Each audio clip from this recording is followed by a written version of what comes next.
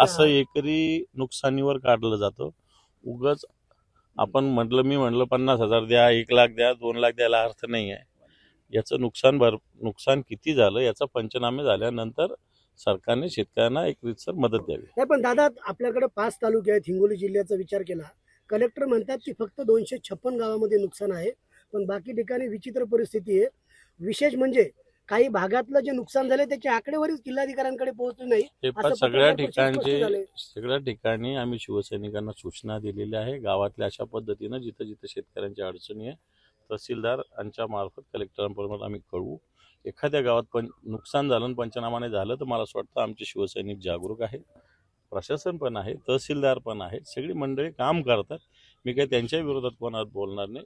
पंचनामे झाल्याशिवाय मला असं वाटतं नुकसानीचा अंदाज येणार नाही. पण ते आता जे आपण जसं नजर आणण्यावर काढतो, आता नजर जर पाळले तर जे नुकसान झाले तर ताबडतोब मदत काही ना काही सरकारने घोषित करावी. दादा, आपण जलेश्वर पुलाची पाहणी केली, आपण तिथं काय नेमकं काम मला सुरू वाटतं होतं, तिथं इथं काय बोलू अंदाज? आता. नाही, काय पाहणी केली? ऐका ना, अवघ्या तुम्ही 30 भेट सेकंदात दिली तुम्ही पाहणी काय केलं त्या ठिकाणी? फक्त फोटो सेशन केलेलं आहे का नुसती पाहणी काय केलं त्या नाही ठिकाणी नाही, जाऊन? तिथं काय म्हणजे आपण इंजिनियरशी बोलला 30 तिथं सेकंदामध्ये कामामध्ये काय काही पाहिजे? इन लेट त्यातलं काय पाणी झालेलं वगैरे होतं काय? तिथं?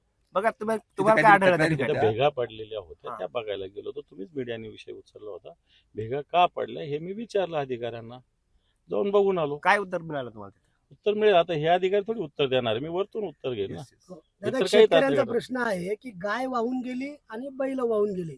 गायची किंमत ही 15 ते 20,000 रुपये, पण बैलाची किंमत ही 75,000 रुपये, म्हणजे जोडी 1.5 लाख रुपये. पण सरकारनं गिनती एकच गणतेमध्ये आणि केलेली आहे. कोंबडीची आज किंमत बैल 100 पोळा रुपये सुरू आहे. सांगितलेली आहे. तर मग कसं शेतकरी त्या बैलामुळे नुकसान पूर्ण भरपूर आहे. कोलमडून गेलाय. हे पण मोठं नुकसान झालेलं आहे. गुरांचं नुकसान सुद्धा झाले. सरकार अशाच्यात म्हैस असो, बैल असो, गाय असो, यांना सरसकट क्रायटेरिया लावतं. हा चुकीचा आहे. गायीच्या सुद्धा वेगवेगळ्या जाती असतात, बैलांच्या सुद्धा वेगवेगळ्या असतात.